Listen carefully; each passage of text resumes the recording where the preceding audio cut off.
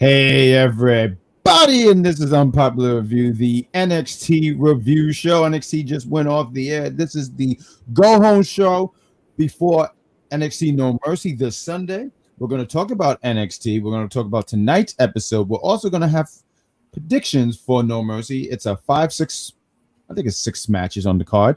We're going to talk about it. We're going to talk about NXT. You're watching Unpopular Review. Please give us a like, love, and share. Subscribe.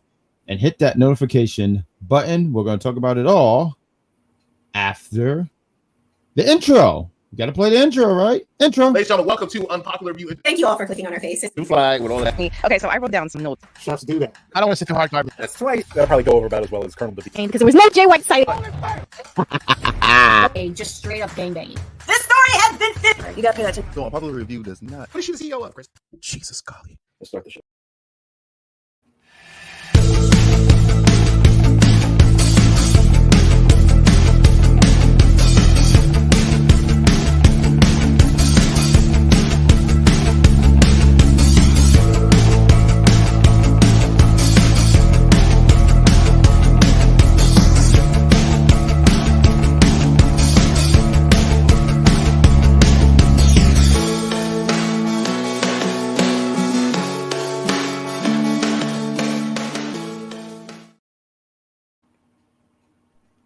Hey, folks. You already heard the introduction. Unpopular Review, the NXT crew. One of the hosts, the great Grand Slam Poobah, and I'm joined with the excellent Sabrina Estella, a.k.a. Wrestling Doll. Wrestling Doll, why don't you tell the lovely people watching, how are ya? I'm doing fine. NXT was a good show tonight, especially the one right before No Mercy. And you get to see more of the undisputed duo over here. Boom!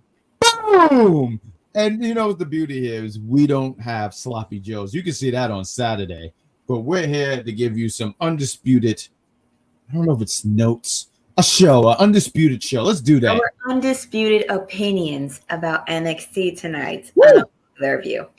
That was such a great save there. Sabrina, Estella, I know sometimes you go out there on Saturdays because they're short-staffed. They don't have enough I've done that twice. And I've only been mostly on making comments here and there. They try to take you away from Tuesdays. Me over there again, then he'll need to be careful because I will put him on blast again. There you go. And we know that certain person in the comment, I'll wait until he gets here. I'm talking about one Jeffrey, if he does show up tonight. I know he tried to sit here and throw stones and go like, yeah, go on Saturdays. But you said, no, my place, my home is on Tuesdays, NXT. And we're going to talk about all that. We see you in the chat, George. He says, what's up, everyone? This was a pretty solid go-home show for NXT. I agree. He also says, I actually wore the shirt for you, George. He says, Bad Guy Jack, I know you saw that Sonic the 3 Hedgehog trailers. So did I. I'm so pumped. Look, man, I'm very excited about this movie. I cannot wait. I was wondering when we were going to get trailers for it, and it did not disappoint. I am super. Look at this shirt right here. Come on. You know, I'm stoked about it. I'm trying to figure out if I should go to the movies in my Sonic onesie. I know I'm a 30-year-old man, but I don't care. I might go there and wear a great. Just have fun with it. Whenever I go to see the Beetlejuice movie, even if I don't have the full outfit, I'm still gonna dress up one way or another. Yeah. Would you go out there in the makeup? Because I know Beetlejuice, he has like the makeup and everything. Would you do that?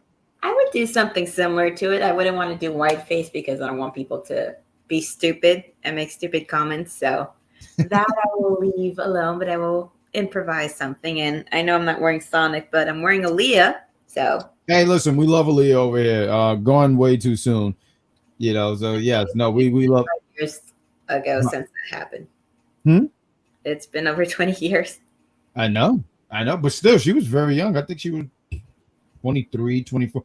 I remember when it happened. It's one of those, where were you when it happened? I was in North Carolina. I remember watching MTV, and you saw on the bottom that they said she just passed, and it was 2 days after my birthday. I never forgot that. I was like, wow, that's really sad.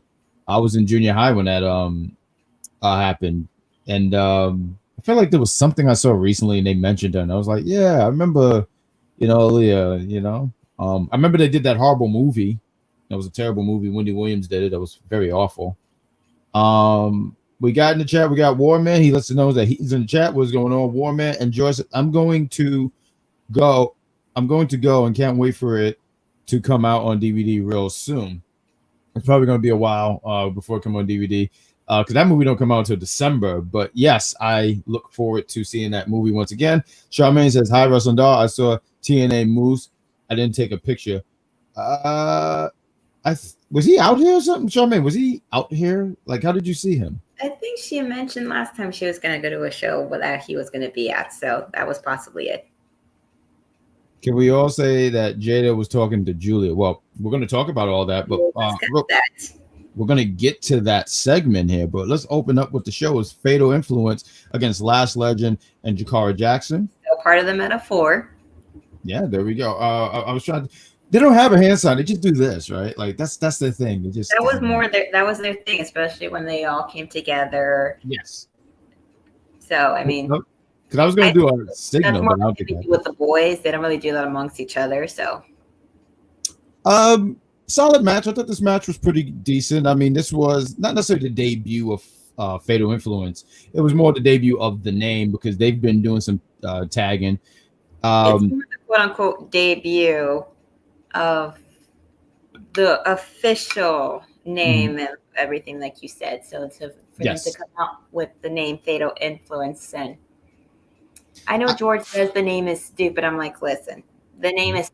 Did you see the name for the faction with Sonya, Zoe, and Shayna? It has Pure Fusion something. Yeah, Pure Fusion Collective, and yes, that sounds like a terrible name. It might as well be Solution 2.0. What's that? Who? Sonya's team. Oh, you think that's, but that don't really give me Toxic Attraction feels. I can't really describe what, like if I was to really go with another group, there was that one group Mandy had, I forgot what it's called, Absolution. No, I'm saying that's what they might as well have called the group that Sonya's in now, because the name they have now is not a good one. Well, George seemed like he's on the minority here because I've heard more people complain about the name, but he says he kind of liked Pure Fusion Collective on Raw with Sonya, and that's the thing. It's not the faction; it's the name. The name is it's a bit more. The factions. The faction is fine. The people in it it's fine. It's just the name is not good. Who's this Rosemary Witch? We got Steve. Steve. We love you, but be quiet. Rosemary, we're going to talk about it, but yes, this was the day, at least the name of it. Now, look, I think you guys know that whatever JC Jane does, I'm just going to cheer for it, no matter what. She can rob a bank, and I'm for it. I thought it was a solid. I thought it was a decent match.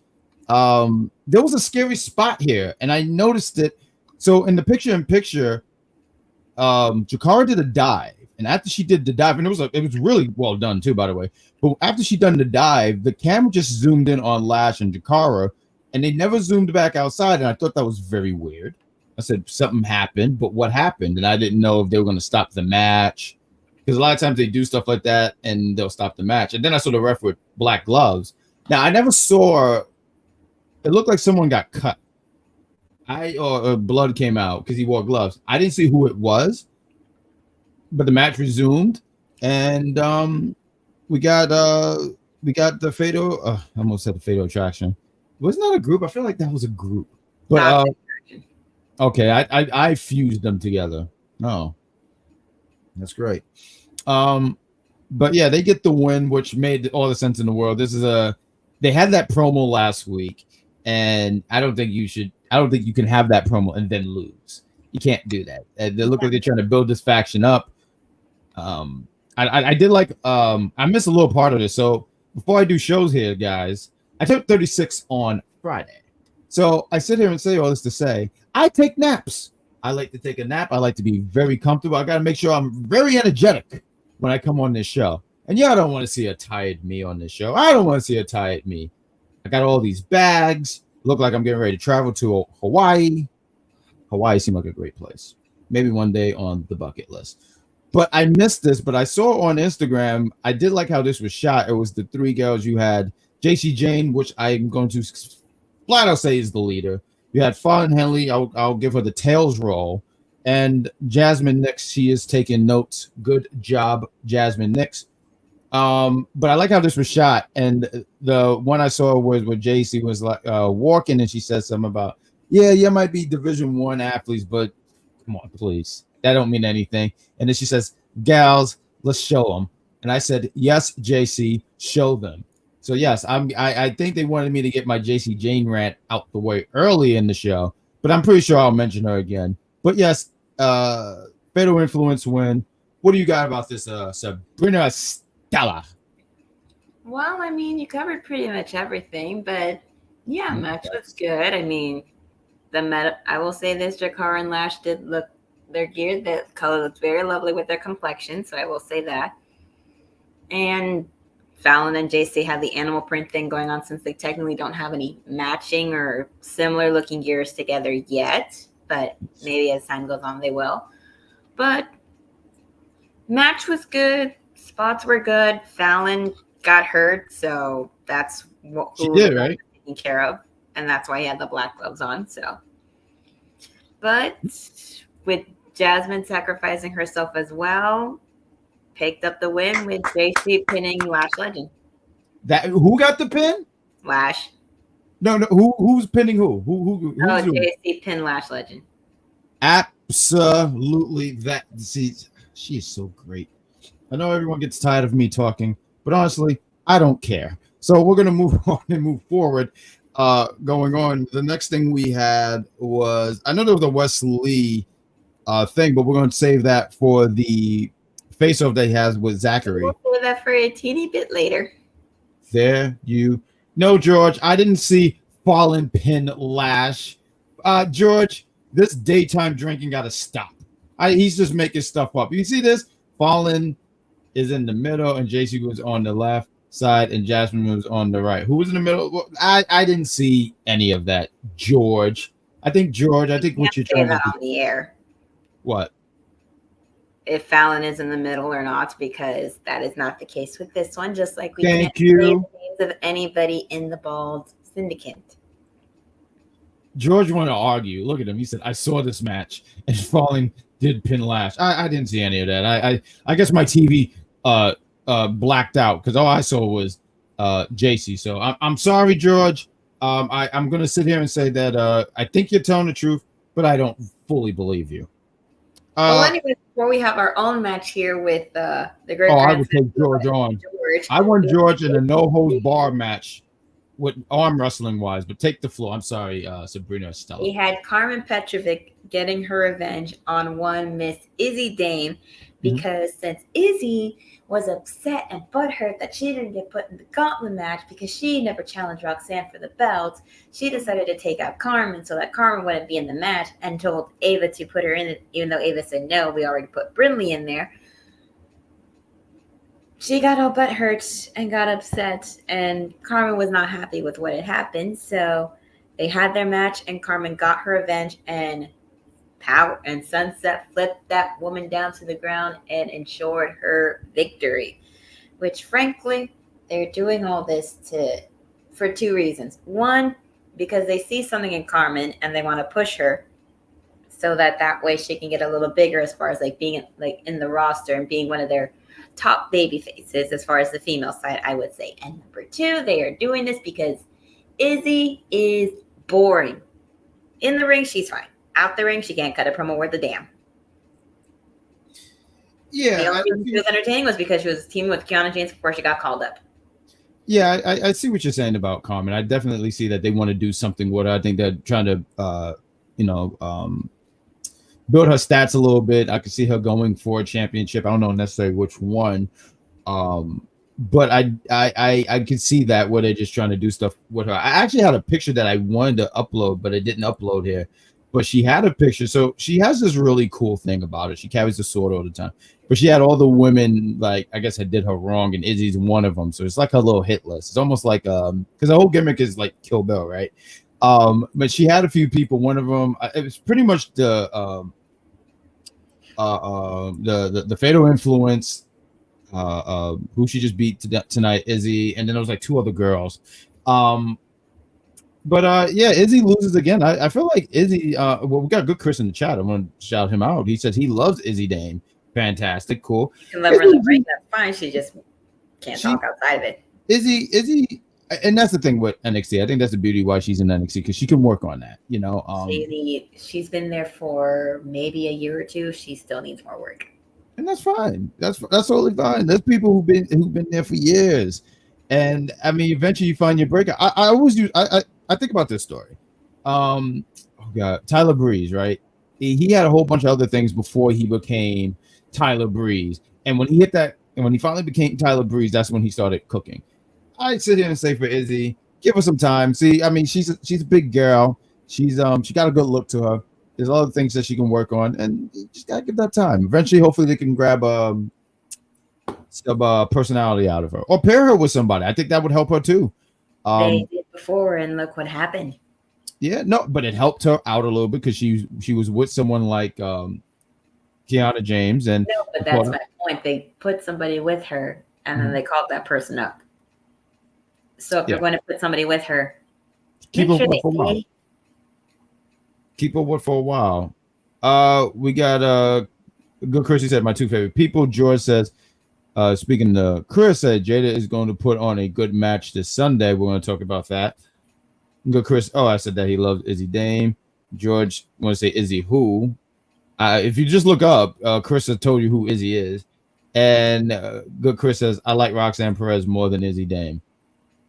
The next segment that we got here, Eddie with some girls talking about his stuff over the weekend that he did involving his DJ work, with the Ashanti the Adonis popping in asking, hey, which one's your girl? And Eddie's like, no, these are my friends. I don't really see any of them that way. I'm just focusing on me being a DJ and all that. And he was very surprised about him not being a flirt. Listen, Ashanti, just because your name is the Adonis doesn't mean that every girl's got to come at you and follow your feet like if you're God's gift to women.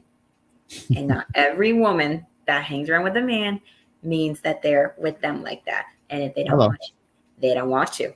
I'm sorry to tell you. And if you don't like that, then do that. I love this for Adonis. You know, I'm a fan of his stuff. And I feel like he's been hitting this. I mean, it's almost kind of comical because I think I stepped away for a minute and then I came back on TV and I just saw him on TV and he's, you know, Eddie's with these two girls and he's just right there and he's making his move, and because that's really his thing. I feel like he doesn't, the in-ring stuff, he's not thinking about the in-ring stuff. He's thinking about the girls. That's why he came to NXT. He came there for the girls. His character actually cracks me up. But then we also get the spot here. If you look in the background, you see Jensen. He walks. You see him with a chair, and then you hear a pow, and you hear a lot of noise, and you hear a lot of groaning because you know he just hit someone with a chair. Because the voice of Sean Spears told him to do it. He's hearing the voices in his head. He's hearing voices. So he's clearly a Randy Orton fan there. There we go. But yeah, he hits Idris. Idris is on the ground. Eddie breaks it up, and this later we're gonna get that match between Jensen and Malik Blake because Malik is like, that's my guy. How dare you hurt him? George says it's time for Roxanne Perez to come up to the main roster. You know, funny. They will bring her up to the main roster once they put the belt on someone that can carry it well, deliver great matches and promos, and that's someone that they can say that's the face of NXT as far as the women's side. They got some good talents in the rest of the division, but not everybody there is ready. So until Julia or Stephanie Vecchio makes an appearance, Roxanne stays champion. And also, too, I think they kept her down there because I've said this a lot. I thought she was going to be called up after Stand and Deliver. I didn't think she was going to win the championship, but she won. But I think it was great for her to stay down there even longer because she got to flush out her heel character. I'll be the first to admit, I didn't buy into the heel character at first. I said that she's too sweet of a person for me to boo. I just don't get it. But she has done such a fantastic job really developing that character. And I think when she does come up, she's going to be, and maybe the full package is a lot of pressure, but she's going to be more than ready. I think if she went up in April, she would have been ready. But I feel like now she's just well done and she's ready to go up there. So I totally agree that it's time for her. I think before the year is up. If not before the year is up, at least next year I could see her definitely being on the main roster. To play it safe, I'm going to say by next year. We got Georgie mentions Eddie is dating Dakota. Yes. We got Good Chris. He says for his new 4 horsewomen, and I saw this because Indy Hartwell gave her top, her new 4 horsewomen. But Good Chris says Roxanne Perez, Fallon Henley, Cora Jade, and JC Jane are his new 4 horsewomen. I got Roxanne Perez. I don't know about Fallon Henley. I'm biased, so I'm gonna be the first to say, like, yeah, of course I'm having JC on there. Cora Jade, I was talking to someone about this, and I think Cora Jade would have been, as she wasn't. She's been out a long time. But here's the thing, Sure. I saw on Instagram somebody made like a graphic of the quote unquote 4 horsewomen, at least of the NXT version, because it did have Lyra, Tiffany, Roxanne, and Cora, and it put the picture of the previous 4 horsewomen, and guess whose picture Cora's was in front of? I forget who. I remember that picture, but who? And you know what they have in common? They got injured quite a bit, and they would come back. Who was it? I'm sorry, say it again. Sasha Banks. Oh, that was for She injured quite a bit when being in WWE and would come back frequently. That's the same that's happening to Cora right now. She comes in, she has her thing for a while, and then unfortunately gets injured, has to take some time off, but then does come back. But it's also because her and Roxanne had the whole like best friends turned enemies kind of thing going on. So, okay, good point.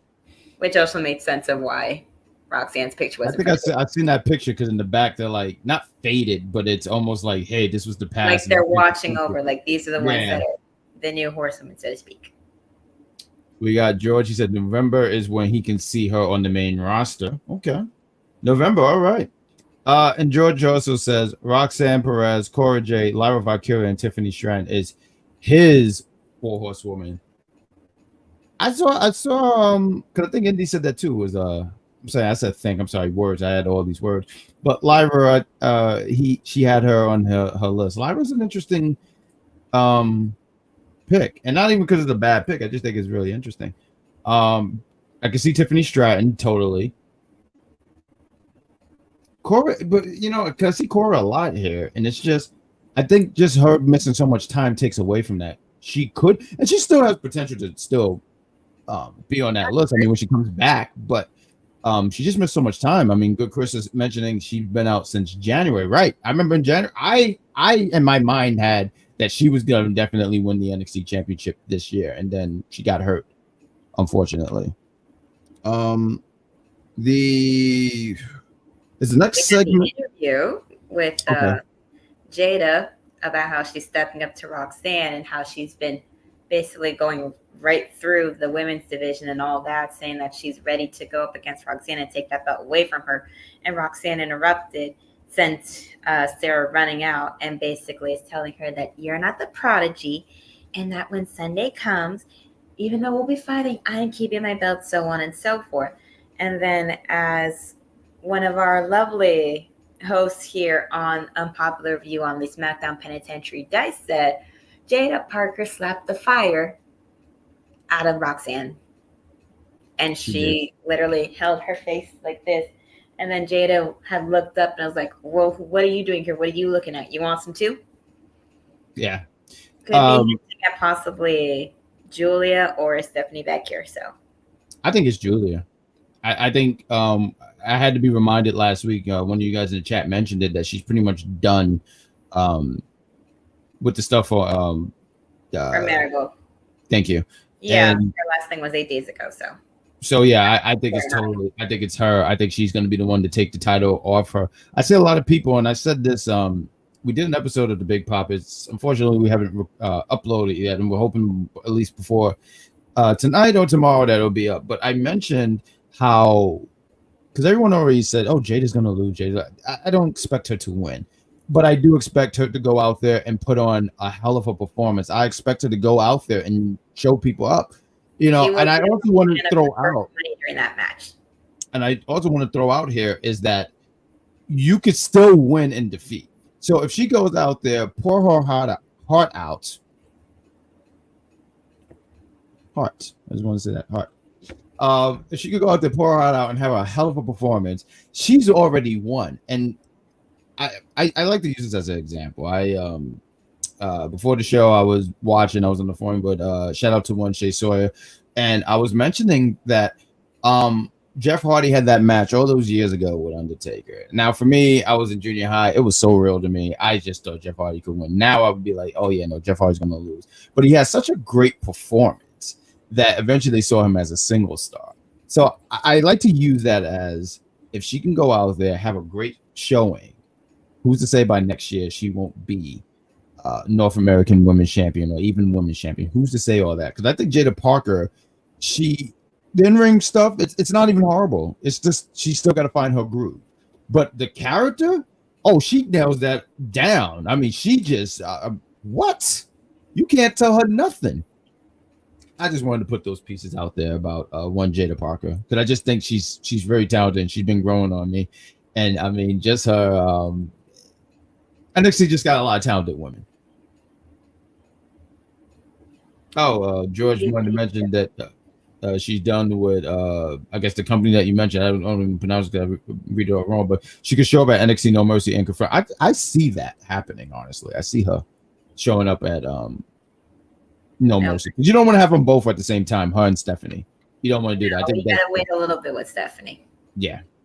Did you see this video with Stephanie? And she's like training, like she's doing, like she's bent like this, but she's just on her neck doing like all these things. I just felt my bones crunching doing it. Stephanie's. I don't watch most of those for that same reason, because I don't want to feel my bones cracking while watching something like that. I already watch independent wrestling as it is at these places, and sometimes some of the stuff I see these people do makes my bones crack on the inside. Hey, I mean, I don't like that. But I see also Georgie saying Jada could definitely be a future NXT Women's Champion. And Jada, Good Chris says Jada is a future champion, but not Sunday. Yeah, no, it's not Sunday. But who's to say that potentially she won't be having gold in her career? I just think that there's still things to work on, but she's really not necessarily the words improving, but she's showing off. She's showing her talent. I think is the best way of working on that. George says Stephanie's working on getting her work visa together before she comes in. So it's definitely got to be Julia. If that's the case, then Julia comes in first, confronts her at the end of her match during No Mercy, and then once Julia gets her work visa together, then she'll be able to come in and work in the NXT brand. And all I'm going to say is hopefully she doesn't have as many problems as someone else in the other company, which makes it difficult for him to work over there sometimes, being Pac. Yeah, hopefully not. There we go. What was the next segment? The no quarter catch, the NQCC against the family, because I didn't know if I missed anything. This match was insane in every way imaginable. Mm-hmm. It was so full of insanity, especially with even before everything, with Ren trying to take charge of everything, even though she's technically not the leader of the No Quarter Catch crew. She comes off like it, though. He tells her that'll follow your lead, but you need to stop. That you need to stop all this. They need to calm down. Don't go from 0 to 100 with us. And Ren was like, if it wasn't for me, you wouldn't have that cup right now. So, I mean, honestly, and the match was pretty good. But my favorite spot was I can't remember exactly what had happened, but I do remember Ren outside of the ring, and then Adriana just jumping through and just diving on her, and then grabbing Charlie onto her shoulders and tossing him like nothing. No, that was crazy. That was a crazy spot. I thought that was cool. This was honestly a fun match, honestly, and I think that everyone got an opportunity to shine, especially the women. When she threw Charlie, I said, "Oh snap!" Ren, I love Ren. I gotta say, she really grew on me. I mean, she's just hilarious. She does like how you mentioned how she just tried to take charge of this group. This is Charlie's group, honestly, but you wouldn't know it the way how Ren takes over. But yeah, no, the family win. They get the win with the Shatter Machine. I even said, "Oh shit, that's the Shatter Machine." I thought it was fun. I was gonna ask, did the NQ QCC ever win? But obviously they do because they have the trophy. But yeah, no, they don't win. For when it involves matches with that trophy. Apparently, everything else now, no, they don't. Everything else to just fall apart. Like, but I honestly, matter of fact, before the match happened, I actually chuckled on how they were training. It was him and Miles, and like you see him and Charlie just like pumping chest. It was just that's a hell of a way to train. But yes, the family wins. Tony D was out there with them, and then he got pulled by two guys, and they said, "Come with us." At that point, I had my TV mute, so I didn't hear what was going on. But he left, and you knew it was going to lead to something with him and Obafemi. Okay, why don't we do this segment and then get have a commercial break here? Zachary and Wes had a face-off with security and referees everywhere.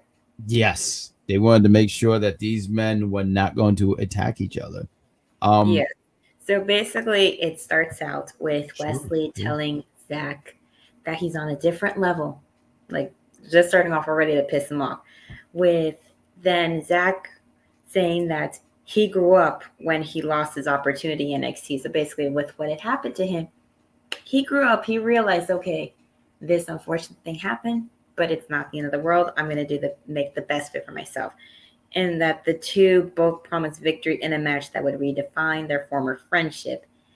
And keeps going on and on about levels and with Zachary talking about how he helped him out with his physical therapy, with everything that had been going on, with the injury that he has sustained. He was like, who was there for you during all that? Who had been there for you for 9 years of friendship?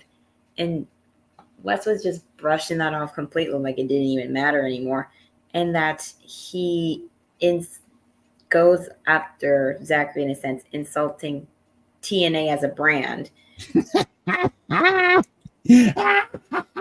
I'm sorry. Hold on. First of all, shout out to you doing a fantastic job. Thank you for filling in all this stuff. But Wesley is like, you don't even work here. You work at TNA. You think you're on my level? Get out of here. You don't pass the smell test. You stink. I just think it's hilarious because it just comes off like I don't want to say racist, but it's like, oh, you work there? I don't want to catch that. Don't touch me. Like, it's just like, dude, you was at TNA. You worked there at a period of time, but I'm a WWE superstar. You're a TNA wrestler. Ew. I mean, I couldn't, but he also says that Zachary did ask they would Zachary said he grew up years away. Wesley said, what would have happened? They would have won the titles, and then what? And then Zachary says that he's trying to be cold, but that Wesley is one of the most sensitive people on the planet, and that called him out. He and Trey Miguel showed up when Wesley was getting ready to quit NXT for the third time, and that what happened when he went through his back surgery, who took him to physical therapy, who texted him at 1 a.m. when he thought that he'd never come back, with all of that behind the scenes of everything, he was still his brother always and forever, which I follow them both on social media, so I've seen all that stuff.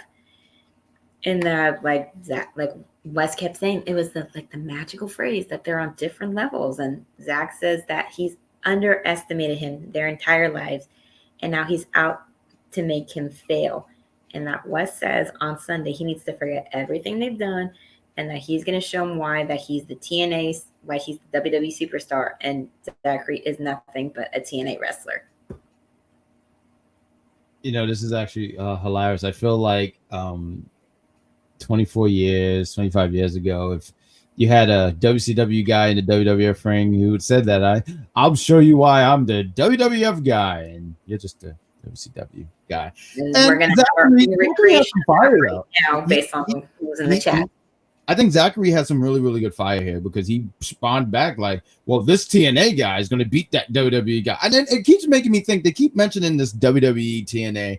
And I just sit there and go, I think at some point we're going to get some kind of, I say super show, but some kind of joint show with them because they keep like dropping out a lot. Like yeah. People keep going. Some people go to TNA to work, and some people come over to NXT to work. Yeah. I mean, it only makes sense if they do the same thing essentially that AEW has done with New Japan. Well, except they don't overdo it. Except they're not going to overdo it, and they're not abusing this phase that's called the Forbidden Door. They're not saying the Enchanted Door or anything like that. And no shade, but I mean that's a phase that I think I'm. It's got that phrase. Yeah. But I George mentioned in the chat here, and we're gonna get to the last letter man in a minute. But George mentioned Wesley. I can read, guys. I totally promise. Wesley and Zachary Wentz. This match is going to be emotional. It is going to be about as emotional as HBK versus Rich Flair at WrestleMania. I didn't cry one bit. I'm not going to lie. When Shawn Michaels, and you know, I'll show you again. Look at this. My nephew's got me this Bret the Hitman Hart. Love it. So you know I'm a Hitman guy. But when Shawn Michaels kicked the dust off of Ric Flair, and you could just see all that dust. Didn't you see someone in the audience go, ah! Because there was so much dust that went off Ric Flair's. I think there were some people crying, and you might probably just that as best because you weren't crying over Ric Flair losing. I mean, I'm not going to cry about no damn Ric Flair, please. It's like that emotional level. When I play the game, I literally play like, you know how they have the best of WrestleMania? I do that match every day just to get a laugh out of it. I won't hold you. I remember it was the 2K, and I will do a commercial, but I mean, it was a SVR 08. And I remember Ric Flair retired. And I remember me and a friend, we had a retirement match. And me and Ric Flair had a retirement match, right? I had him in an Extreme Rules match. It was great. I would show you clips of it. I just can't find it. So sorry. But Z, he says, hi, Sabrina Estella. And then I can't see the emoji thing on there because he did the rolling eyes emoji. Oh, for me, I know he did that. But for you, what was the two emojis? I can't see. Oh, no, it doesn't show for me, so I can't say. Oh, yeah. Okay. He must have typed that in from a flip phone because I can't see nothing. Thank you for that, Sabrina Estella. Can't even use emojis. Huh? Flip phones can't even use emojis. Yeah, that's what the flip phone probably said. What the hell is this? And said, here, you just go get ... because I can't see it. I've ruined the joke. Flip phone Z. That's what I wanted to say. Warman says, Jack, acknowledge me. Warman, your right hand man. I've always acknowledged you, you beautiful, beautiful man, you. And then we got George who says, Sean said, I'm sorry, and sweet chin to Ric Flair. Really? I thought he said good riddance, and then he pulled the trigger. Yes, I'm sorry. I remember that match totally different from everybody. We're going to play a commercial. Let me see if I can find. Matter of fact, this was my face. That was my face right there. I was just like, oh, please. You're embarrassing yourself. Oh, he did this emoji. I'm checking on the YouTube chat right now. He did that one for me. Of course he did.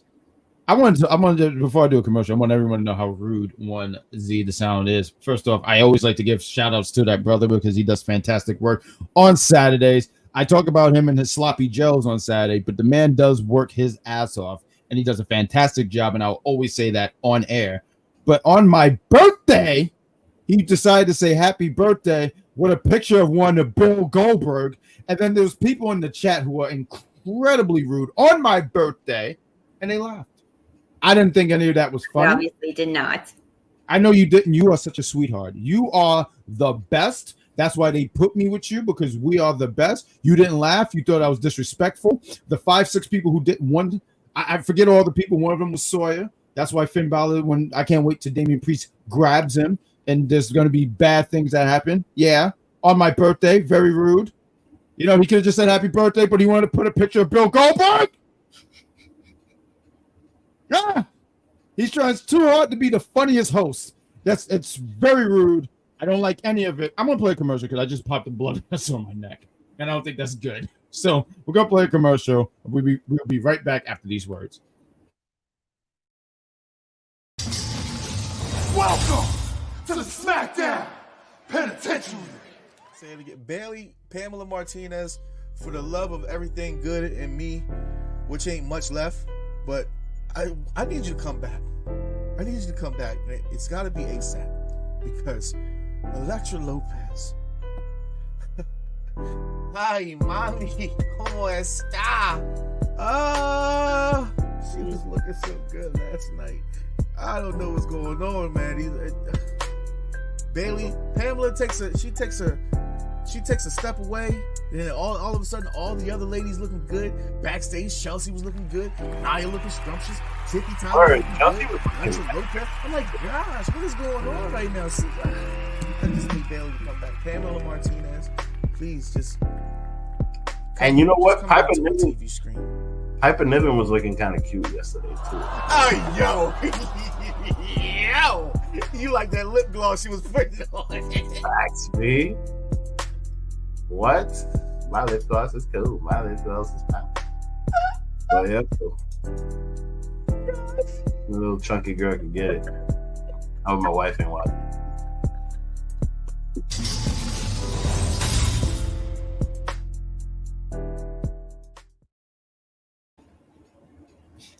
I need someone to check on Vic because I hope his wife did not watch. Because, she probably didn't. But even if you are seeing somebody, you can have celebrity crush. It doesn't mean you're going to do nothing. There's a difference between having a crush and then having a quote unquote hall pass. Yeah, those are the nutcases. Those are the ones that you got to watch out for. Because I totally agree. You can totally have that crush, but as long as you're not showing up in front of someone's house. I never get those, right? Like you'll hear like some stalker showed up in front of some celebrity's house. I'm like, how did you find out where they live? Like, what? They will go through extensive ways and most likely illegal ways to figure out where someone lives. That's wild. And this is why I'm happy I'm not a famous person, because I wouldn't want that to happen to me. And that's why I keep my main socials private. There you go. You have to do that because you don't know who's going to be a psycho, because you got a lot of psychos out there. But we're talking all things NXT, yes. And George wants us to have a chaotic show because he says that we need to invite Z on the show. George, you know what? On the show. It's going to be them two trying to convince me to stay and me to go to the SmackDown Penitentiary permanently. No. That's what that's going to Sabrina. I don't need that on the air for an hour. No. I don't have to convince you because right here on Tuesday is where to be. So I don't have to do much convincing. All I'm going to sit here and say, Z, if you ever want to join us on a Tuesday and you, me, Sabrina, Estella, I'm for it. You can be on. You can only be on for 5 minutes because I can only take so much. Because sometimes in the chat, I just immediately get ahead. Wait. I'm going to add something to that rule quickly. And in those 5 minutes, you cannot put up a picture of Bill Goldberg as your background, and you cannot. No, absolutely not. You know, I didn't spell it like I did in the chat last time because if I spell it, it's going to take too long. Maybe next week I'll upload this picture. So my nephews, they collect these action figures, and one of them got the Bill Goldberg, and you have a picture of me just staring at it, I'm trying to figure out what I did wrong as an uncle. I think I'm a pretty decent human being. I wash my hands. I wash my dishes. I don't stand up for women, old people when I'm on the bus. I think I'm a decent person. And you mean to tell me that this person, my nephews, have Bill Goldberg? I was very disappointed. I told him I silently resent you, and I let them know that as I walked out. Georgie mentioned I love me some yams and guns. Oh my god. I almost said Jadakiss. I don't know why. I'm sorry. Jade Cargill and Bianca Belair and Naomi. Z says, thank you for playing my commercial. Nobody ever does. Z the Silent, we have this arch rivalry, but I have a lot of respect for you. I respect you, Booker Man, but you're still Eggman to my Sonic the Hedgehog. Did you see that? I know you kind of like Sonic. I gotta see. Did you see that trailer? Tell me what you thought about that, Z. But yeah, everyone should watch that trailer. It's fantastic. Next thing we got here is after that face-off, we got Kelani Jordan, and she's waiting for who is going to be her surprise opponent. No one knows. Yes, but before that. Okay. Yes, ma'am.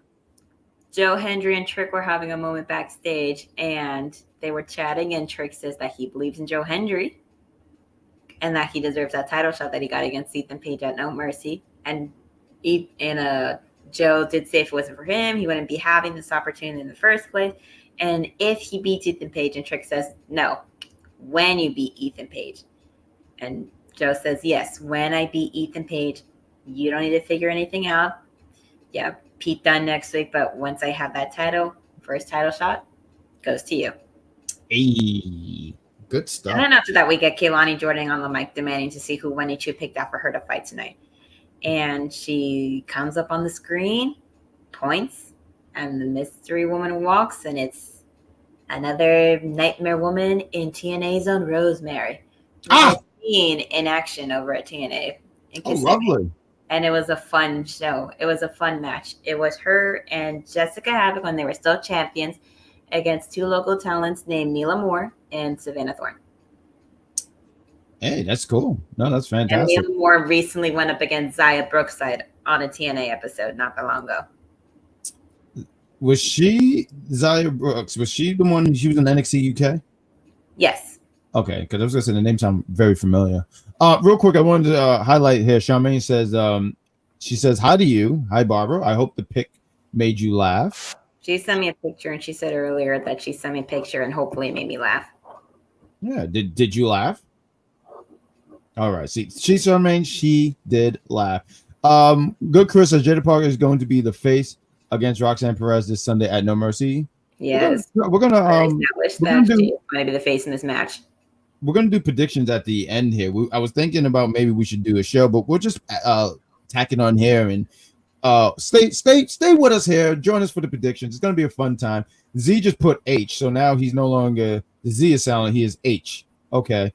He put Jada Parker was looking fine as she smacked the fire out of Roxanne.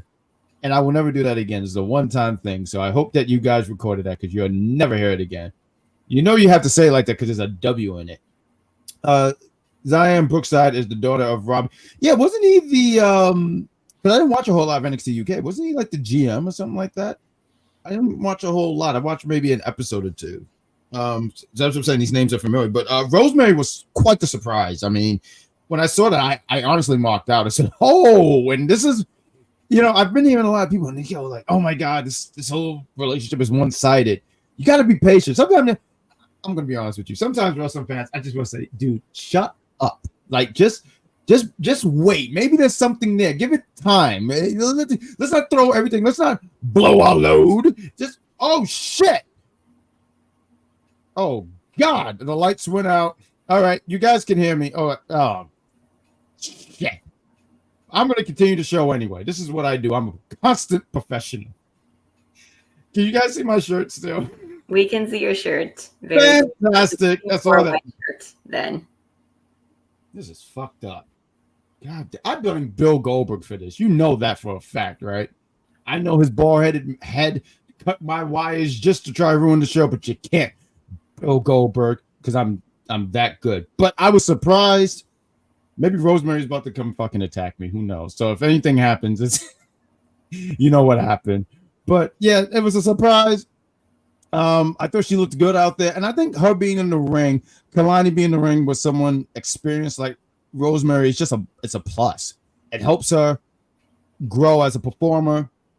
I didn't expect Rosemary to win, but it was really cool to see her out there. And oh, go to hell, George. I see that bad guy gets paid. Say that. That's not very rude. I have you know that just the electric wires went out. But when the lights come back on, you'll see my lovely face. Rude. But yeah, it was really cool to see her. Kalani gets the win with the one of a kind split-legged moonsault, and yeah, cool stuff. I thought this was really cool. Oh, George think he's so fucking funny. Look at this. It's the dark side of Bad Guy Jack. And then he put the laughing emoji. You're not funny, George. You're not hilarious. No one's chuckling. All right, I'm going through it right now. How dare you come to my place of work and insult me? I'm very upset at you, George. I thought we were cool. If we were a team, I want you to know I would turn on you, because I would just do it. I would do it day two, because I want you to feel comfortable. Sabrina, I was gonna say, so you would throw him through a barbershop window? Oh, 100%. I would throw him right through it. I would do, you know what would happen? I would do what Seth Rollins did. You remember when he just hit Roman in the back with the chair? You know, yes. The two guys, that would be me. You can't trust me. That's the kind of guy I am. I know I seem like a lovely person, but I'm like a flower with a thorn. Ouch. No, you're Shadow, George. How dare you? No, you that's what he said. You're Sonic and he's Shadow. Oh, I read that wrong. I'm sorry. I just felt like you was ready to attack me. I'm sorry. I was in attack mode, George. I apologize. But yes, I am. Thank you for that. Yes, you're absolutely right. Live and learn. Hanging on the edge of tomorrow. Live and learn. I love that song. But what did you think about this stuff here as I try to figure out the lights? Because holy shit. It was good. It did what it needed to do. It helped Kaylani get some more in-ring prowess with somebody different than who she's used to working as far as the people over in the NXT brand. So it definitely did a lot for her, which I wasn't mad about. Match was good. She gets, like you said, she wins with the split-legged moonsault, and then afterwards, Wendy chews, laughter echoes everywhere, and the arena gets full of pictures of her face, and she shows up behind Jordan and chokes her out. And then after that, we get Lexis King being very rude at the Metaphor to tell him that no one wants to hear their sob story. Or please come on and beat the ever-living crap out of Lexis King so he can shut the hell up. Yeah, it was actually kind of wild because he said some shit like he told I almost said almost. What's his name? Oh my god. Oro, I'm sorry. He told Oro, he said, oh, like Norm was your like a father figure for you. And then Oro said, well, I would say something about you, but you don't have a father figure. And I just said, ooh. And that's what led to like a brawl. So I can see this being a match next week, because this is the second week in a row where these two had some kind of back and forth. So I definitely see this being a match for next week. George says Lexis King is getting boring now. You know, his promo stuff his in-ring stuff don't do it for me. But no. As a character, he kind of makes me laugh. I chuckle when he does stuff. I think he's just very I'm sorry, I'm blanking on the word. I think the light just messed up my brain here, but he's very over the top. Like, I mean, look at the haircut. Like, it's like if I saw someone on a train like that, I'd be like, yo, this guy is wild. So the character stuff is fine with me. It's Let's see. Here's a way that I can describe it. Ooh. So as everybody knows, the Great Grand Slam Poobah lives in the lovely state of New York. And over in New York, they have a little thing on Instagram that I've seen where people dress up as wrestlers and they have wrestling matches inside the trains. Yeah. Lexis King reminds me of some of those people that pretend like they're wrestlers wrestling in there. And guess what? They do a better job than he does. And he's on TV and he's been training for years. You're getting quite the compliments in the chat. Good Chris wanted to let you know that you are looking beautiful. Thank you. And Z says Chris is spitting facts. You know why I hate when people say spitting facts? Because why are you spitting? I think that's gross. Are you? Don't you get really disgusted when people spit? Depending on what they're spitting at. Wait, what? Well, I mean, if you're saying spitting facts, then that doesn't bother me. But if you spitting on the floor or spitting near somebody, then yeah, that's gross. Randy Orton used to spit on people. I thought that was very nasty. Next match we have, I'm sorry, my notes are right here. That's why I'm looking that way. Malik Blade against Jensen. Malik Blade wanted to get revenge as his partner was attacked. I just saw some on Instagram. I didn't watch all of it because we're live. It was basically a squash for the most part. It didn't last that long. Broke won by giving him a diving elbow drop and pin him that way. I mean, match was fine. I mean, it's good that they're doing something else with Brooks since the split of the faction with him, Briggs, and Fallon, but it's him with Sean Spears. It's not really doing anything for me. He hasn't really come into his own as much as they would want him to over there, at least for me. You know what? I'm sorry. I'm going to get into this real quick because I want to say something about why. Don't worry. You're good. Good, Chris. You know how to make a man happy. Thank you, good Chris. See, I like to make sure that I like that I was getting the compliment because I get it. Listen, my co-host, she's a pretty gal. I get it. She deserves all the praise in the world. Give her flowers. But at that right there, that's just hard thing. You're a part of the Jack Pack community, good Chris. I'm gonna find a position for you. I don't know what it is, because I don't know if mayor is taken. I forget. but you're part of Jack Pack community.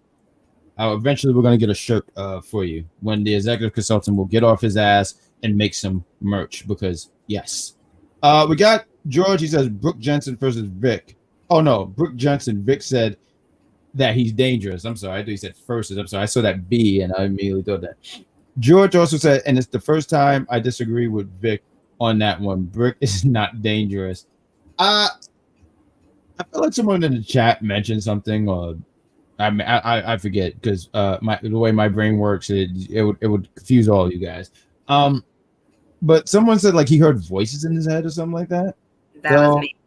Okay, there we go. He's hearing the voice of Sean Spears telling him to hit every face in the company with a chair because they are young, impressionable, and are not going to take his word because they're fools. In that sense, Brooks is the only one that isn't a fool and will listen to everything he said, even though he's basically being brainwashed to just hit everybody with a chair to go through the entire roster, basically, which is going to get old real fast like it already is. I can't sit here and say like this thing is doing anything really for me, but I sit here and go, it's cool that they're trying to do something with, both too, because Sean Spears, when he came in, there was a little bit of fanfare and then it died out, and it seemed like after a while you wasn't seeing him, and now they're pairing him up with Jensen, and I believe that they want to do something with him and they're trying to figure something out. So I appreciate that they tried to do something. But I can't sit here and say at the same time this is doing anything for me. I can't sit here and say I'm on the edge of my seat, because when they split him and not Jensen. Jensen split from Jensen, but Josh and Fallon and all of them, and it looked like Fallen's the only one doing something right about now that's worth anything. Is Josh hurt? Is he injured? I think he is. Like, okay. The next thing I see you in the chat too, Z. He says you got to make your own merch. No, that is beneath me. I need someone to do it for me, and I'm gonna make it be the executive consultant. That's what I do. Once again, you guys don't want to come and see me on a show with muffins. You know what time that's gonna be. You know what's good muffins? Trader Joe's have these great blueberry muffins. Fantastic. Just want to throw that out there. If you have a Trader Joe's, go get some blueberry muffins. They're fantastic. I get the gluten-free ones because I like to make sure I take care of my waistline. We have another one. I know you'll love this one. Joe Coffey. And he won against Javon Evans. What did you think about this match, madam? Well, let's see. I thought the match was fine. I enjoyed seeing Javon Evans in action. The only thing that I found very annoying and predictable was the rest of Gallus coming in to help, because apparently they have zero faith in Joe Coffey, because they needed to help to have him win, because apparently Joe can't do anything by himself at all. I thought it was good heel work. Javon, he wanted to prove that he can wrestle. What was this last week? Joe and Gallus, they said, well, you do all that flying stuff, but you don't know how to wrestle. And I don't think this is oh God, please don't say that. Oh my Lord. I just think they it's over the top when they do it. And they say bouncy, like Booker T, he said it. He said, I can't tell you how much I think Vic has gotten better, but there was a period of time where he's like, fuck, he's getting bouncy. Hey, look, bouncy. It was so freaking annoying to me, actually. Well, I mean, before he was signed on to the product, he was known for his high flying. So yeah, and listen, the boy gets. I'm not even gonna say the boy because that's disrespectful. But the young man gets some height. I mean, when he goes for and I feel like it's a move that because Will Ospreay have it, Cody has it, but the springboard cutter. But he gets height. I think everybody else should stop doing it and just let him do it, because like when he does it, he just go and then just like that. Like it's so good that I just don't think everybody else after should just like stop. But it was the way it looked like Gallus is going to into a little mini feud or side mission, if you will, with Javon, and I could see Javon and Cedric, because they mentioned him, and I could see that being a thing. They team up, and I mentioned last week, I think that would be cool if Javon and his mentor is Cedric. I would be down for that because I like Cedric. I think Cedric is very, very talented. So I would like that. I would like to see more. For me personally, I would like to see more Cedric. I'm so sorry. That was so rude. I burped. Damn juice. But Walter, he says Goldberg sucks. He says sucks boo. I think he meant to say he sucks too. And you know what? War man, you've already won me over. You're already part of the Jack Pack community. The Zia Sound, he says, I can make one with both your logos on there. So I would like that. The undisputed duo, the Great Grand Slam Puba and Sabrina Estella. I think that's what we should get. I think we should get our group a little bit because the Undisputed Era, they had 4 members. I mean, right now we have 2. I think right now, because right now, you know what? Well, right, you would be the NXT Women's Champion. I'd be the NXT, because I was going to say you could be the North American, but you would be the women. I would take over the World Heavyweight Championship. Now we need 2 members. And we'll start drafting our undisputed group thing going. What we got here? We got Good Chris. He says, I agree with Sabrina. So Joe Carter, he can't win without help from Gallus. Cedric Alexander and Javon Evans, I can get with it and see them as a tag team. Yeah, I can see that for a little bit. I mean, they don't even have to be like a long thing. I could just see them even being like running mates, where if something goes on with Javon, Evans is right there to protect them. Like almost kind of like Cedric.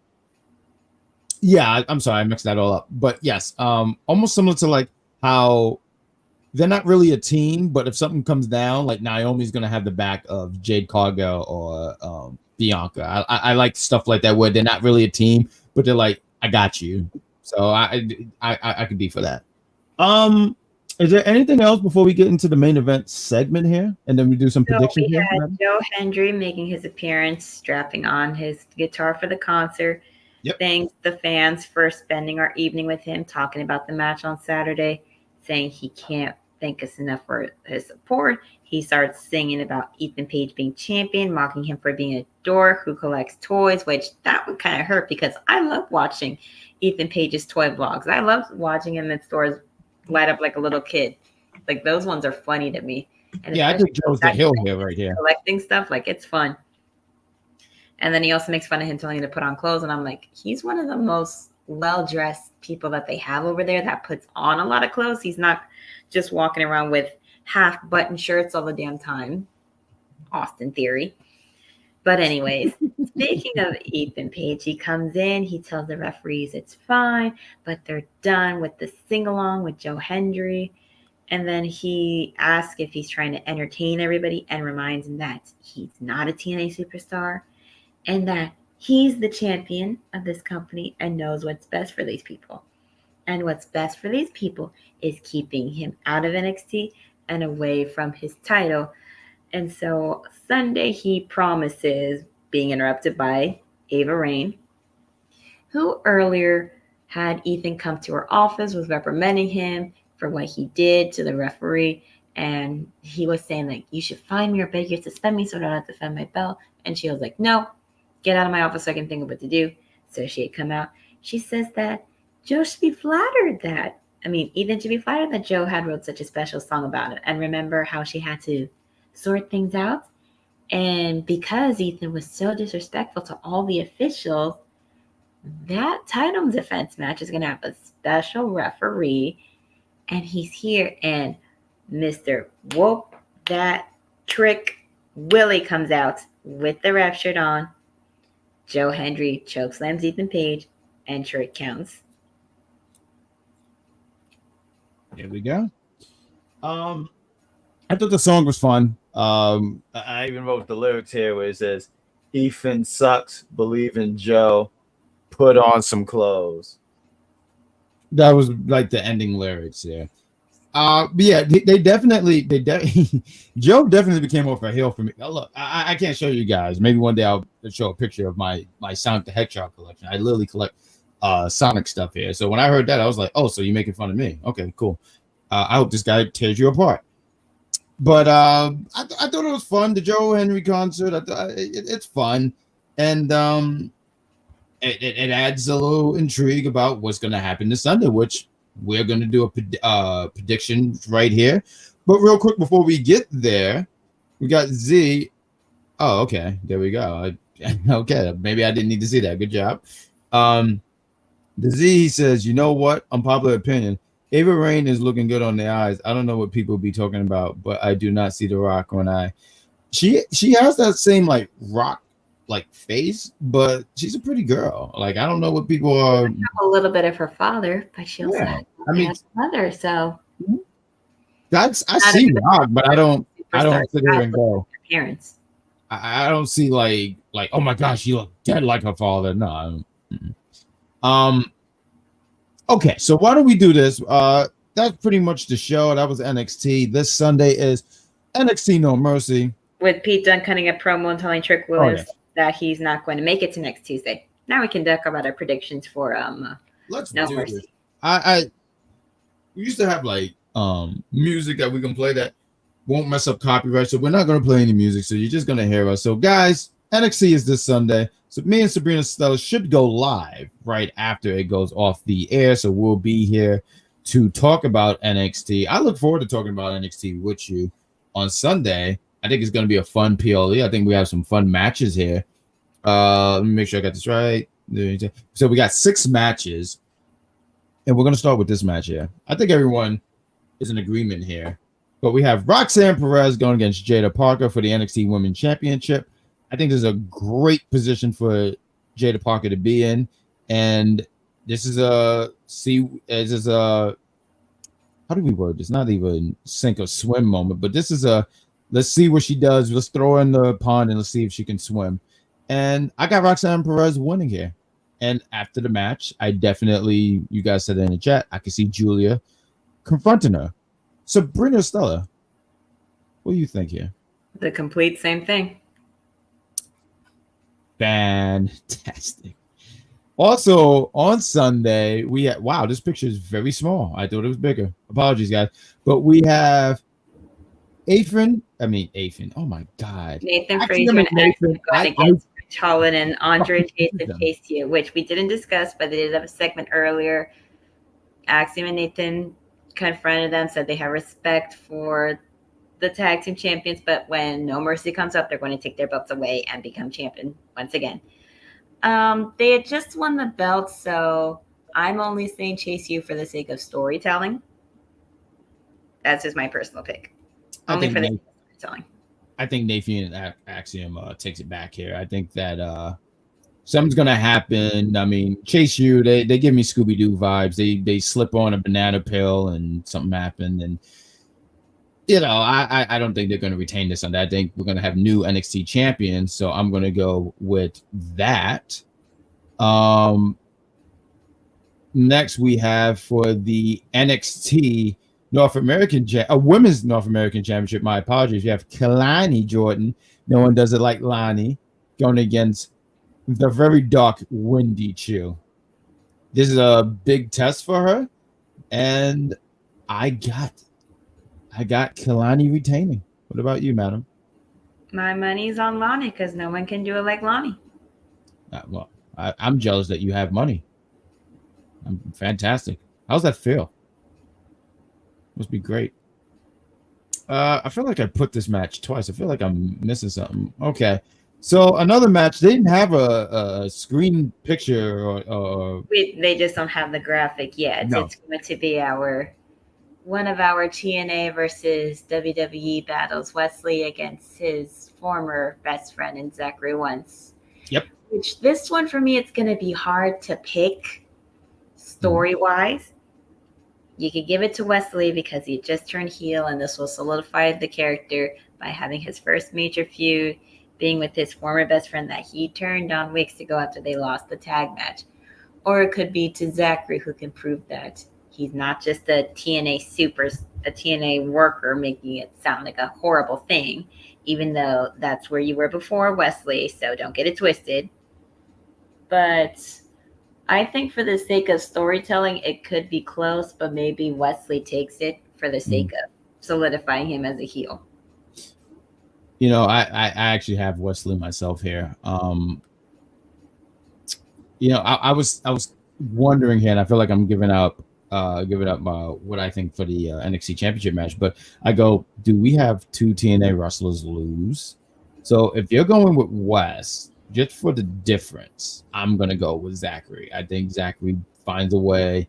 I even think Trey Miguel gets involved some kind of way. And I mean, I only say from my head story-wise, Wesley, but my heart is saying Zachary wins and ref somehow gets distracted by something happening and Trey Miguel attacks Wesley out of nowhere and Zach gets the pin.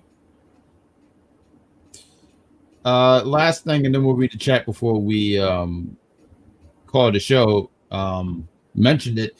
We have the NXT Championship match. We have now it's Trick Williams as a special ref, but we have Ethan Page going against Joe Hendry. Joe Hendry, who has, I mean, even if you're not a fan of his stuff, you gotta give the man props. Like, he got himself over. He's gonna be out there in at No Mercy. He's gonna be out here in New York for an HOG show. I'm hoping to get some tickets and catch it. I mean, the man is just he's in demand.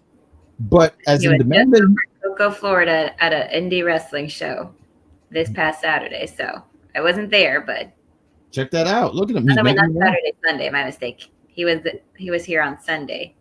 Look at that. He's making around, and but I think, but I don't see him. I don't. Joe Hendry and Trick Williams are cool. I think Ethan's going to pull some shenanigans of buffoonery and retain that belt some way somehow. I want to throw out here on him like white on rice, as my mother would say. I want to throw out here. I feel like someone mentioned this in the chat. I thought it was actually really an interesting thing here. I don't watch TNA as much as and I would like to, but it's just so much wrestling, so it's hard to do all that. But someone mentioned in the chat, I believe last week, and they were saying, "Hey, Joe Hendry have this feud with Josh Alexander." With Josh Alexander, that's what I was saying before. That since he turned on his anniversary by attacking Joe Hendry. I think he turned either before or after his anniversary, but he turned on Joe Hendry and beat him down. So I had said, because someone had said in the chat, that since he and Ethan Page have history as being members of the North and being TNA tag champions, he could come out, help, interfere, ensure his boy keeps the belt, and helps him win. I see Z real quick. I want to read some of these things. Warman says Ethan will not retain, so he doesn't see Ethan retaining. George go with Trick Williams as a special referee. Yeah, I can see Ethan retaining. And I'm looking at that too, because I'm looking at the storyline here. I feel like they're definitely going to get back to Trick and Ethan. I don't know, because in my head I'm like, do they put the title back on Trick? But I definitely see them going back to that. And Z, he mentions TNA needs the W. TNA hasn't looked strong in this partnership. I don't think they've been looking fine. I think that they have. I sit here and go that. So okay, he mentioned that they need the W. Now, part of me was like, it would be really surprising and kind of cool if Joe Hendry beats Ethan Page, but I don't think that's the route they're gonna go. But I think that would be really cool. I think that would set up a lot of people. Zachary Wentz could beat Wesley and prove that just because he's a quote-unquote TNA wrestler does not mean that he took it as a downgrade or something. And too, if let's say they went the route of Joe Hendry winning, he doesn't have to keep the title long. It's not like he has to hold it for 3 years. He could hold it for a period and then lose it on he could lose it on a house show. I don't see why that's the problem. Finn Balor dropped the championship 4 or 5 years ago to Samoa Joe at a house show. So I'm just saying, hey, he doesn't have to hold it for a long period of time. You don't know WWE can swerve. You're right, absolutely. They could totally swerve us. Yeah. I thought Trick has a feud with Pete Dunne. But he made a funny. He said okay, that's not a funny. Even Pete Dunne said that name practically nearly destroyed his career. Oh yeah, no, Pete Dunne. Pete Dunne will punch people in the throat if you didn't like that name. I didn't like that name. You didn't like that name. No. There are very few people on UPR that actually did like that name. I thought it was stupid and it made him look pathetic. Like, why change the name for no reason? It made I hated the name change, but I did appreciate that he still wrestled. Like, he didn't stop wrestling like Pete Dunne. He just wasn't Pete Dunne. And I'm glad that someone looked and said, hey, what are we doing? Same thing with Piper Niven. What was her name? Dewdrop? Yes, that was during the Vince era. That's different. Yeah, we don't talk about that. This was during the Thunderdome ever when they brought back Miss Eva Marie. I liked Eva Marie. I'm not gonna say this that she was a 5-star wrestler or whatever, but I No, liked but Eva Marie. here's the thing. I liked her before she had the show when she was still Miss All Red Everything. So apparently there is somebody who does miss Butch. It's this That's guy. our resident troll in UPR, aka Steven. Yeah, no, I couldn't get behind it. But my boy was wrestling like Pete Dunne. He was still doing stuff that made me like Pete Dunne. So yeah, I'm glad that they went the route. We do have one more match to talk about. We do? What match? Tony D versus Obafemi. Oh yeah, I'm so sorry. I don't know how I don't even have that graphic. Wow, my bad. I'm so unprofessional. But yes, they also had a segment where Obafemi was dressed to the nines. Obafemi, the second strongest going black to his man in the usual world. restaurant, to his usual spot to eat, and they Yep. said, "Oh, sorry, There we go. somebody already has the room." And he was upset. He went to see who it was. It was Oba. They talked, and they're gonna have a match at No Mercy. Listen, Tony D hit that crazy spine buster last week. Good stuff. But He is the only person that's been able to lift up Obafemi. It was the most surprising thing we had seen as far as one Right. big guy losing another since Bobby Lashley knocking down Omos. That's the spot where Bobby hits that one-arm spine buster on Omos is still crazy in my head because I'm like, that is wild. But Obafemi, the second strongest black man I've ever seen in my life, he's going to retain this North American Championship. He's definitely beating Tony D. Tony D, I wanted to give flowers. If we get the swerve and Tony D wins, I'm going to be pretty surprised. I would be shocked if he did it, but I don't think Tony D should be the one to beat. And I don't have on top of my head who should beat Obafemi. No, I don't have that. I don't think it should be Tony D. I think Tony D. He goes out there, he gives him a really good match. You're looking at I look at this match. I see two heavyweights out there. We're gonna get a heavyweight bout, pretty much. On Monday, what we had Bronson Reed against Braun Strowman, which I find it hilarious seeing I just want to say this: Bronson Reed falling from the sky, crushing Braun Strowman was probably the greatest thing I've ever seen. I fell in I love that. But we're gonna get a heavyweight fight, and I think it's gonna be good. I think it's gonna be a good heavyweight bout. And George, he says, I would not be surprised if the family they can help, but you think please. He's a one-man wrecking machine. He is Obafemi. If he stands in the sun for 5 minutes, he can throw you to the freaking galaxy. What are we even talking about here? Obafemi might even just grab two of them and just throw them. I don't know. I'm just saying. What is happening here? Obafemi is just annihilating people. So yes, I think if those guys know what's good for them, they would move. So please. I'm sorry. Now I'm very wounded from my rant. Look what you made me do, George. But that's the show. NXT is this Sunday. We'll be here Sunday to talk about it. Oba get distracted and Tony D wins. So I'm assuming George got Tony D winning. Okay. Well, George, I hope to see you Sunday here in the chat as we talk about some NXT No Mercy. But let's plug some shows. Let's God, I gotta drink some water. Let's plug some shows here. On Monday, kicking off the week, we have the Mike Knox Show starring Mike Knox, produced by Mike Knox, written by Mike Knox. It's the Mike Knox Show. You can catch him on Monday. And on Tuesdays, kicking off the Tuesday block, we have the Monday Night Raw crew. We have the executive consultant and Freckle Sensei. They talk about Monday Night Raw. They go live 7 p.m. on Tuesdays. You can catch us here after 10 for the NXT Results Show. We have the AEW review show on Wednesdays after Dynamite go off the air. You have Dan the Man, you have Venomous Venny, and Cactus Katie, who I want to say real quick, I think she can be our third for the undisputed team here. And on Fridays, you can catch my arch nemesis, Z the Silent, as him and Vic. I gotta say, I'm actually surprised Vic got anything, spoke anything in that commercial, because I didn't think Vic was ever going to get any wording out there. No, but he got plenty of a word in talking about all that. It was just cut down a bit. That's what we have to do. We have to cut it down. But you can catch those two gentlemen Saturday, I want to say around 1 p.m. It's in the afternoon. So between noon to 1, depending on when either of them are available. Shout out to good Chris. I don't know if I read this, but he said for us to have a good night. We hope that you have a good night, sir. We have George. He said, "Oh, I'll be in the channel Sunday. We look forward to seeing you there, George. I always love the banter that both we have here." He also says, "Does anyone watch the Monday Night Raw review show? Not Raw show. I actually watch Raw. I think Raw has been a fun. So I'm biased. NXT is I review it, so NXT is kind of my favorite show of the week. But Raw has been really good, honestly. I think that has been good. I always say 3 hours is a bit much for me, but I think they have done a good job. I thought the show, the quality and everything has been really good. And I think you should check out the review show. I think the executive, not even I think, I'm sorry, words. The executive consultant and Freckle Sensei do a fantastic job on Tuesdays, talking about Monday Night Raw. Warman says, I did kind of like Joe Hendry saying Ethan sucks. Yeah, Joe Hendry, the concert was fine. It was fun. But with all that said, I think we did all the plugs. Yes, NXT is moving to CW in October. Going to be awesome. And I can't wait. Yes, they are going to be moving. Same thing with SmackDown. SmackDown, I believe, is moving September 13th to USA. So there's going to be a lot of changes going on here.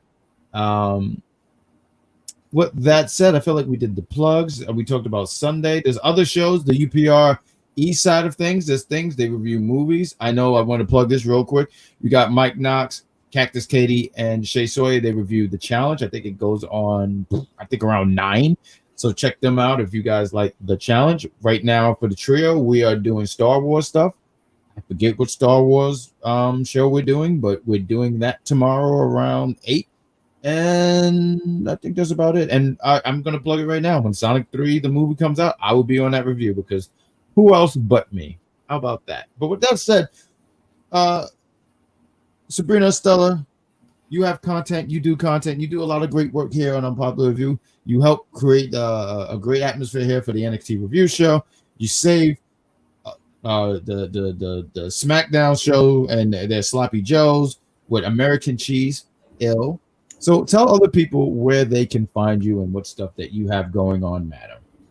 Well, like I've said before, and I'll keep saying it, I have my own YouTube channel, The Unofficial Camerawoman. Go throughout Central Florida, occasionally south, to record the wrestling matches if I am able to put them up online, and do so where you can catch current and or former WWE star, current and or former AEW stars, current and or former TNA, NWA stars, etc., etc.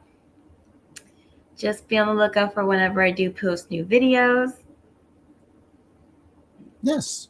And always be on the lookout for me here anytime I am able to, and if it makes sense, bring up indie wrestlers based on who I've seen, whether they are shown on the NXT product or if they bring up similarities of people on the product, which I do want to give a shout out because in the show on Sunday that happened for a company that I did do my valet debut in. Hey, good stuff. They're called Atomic League Wrestling.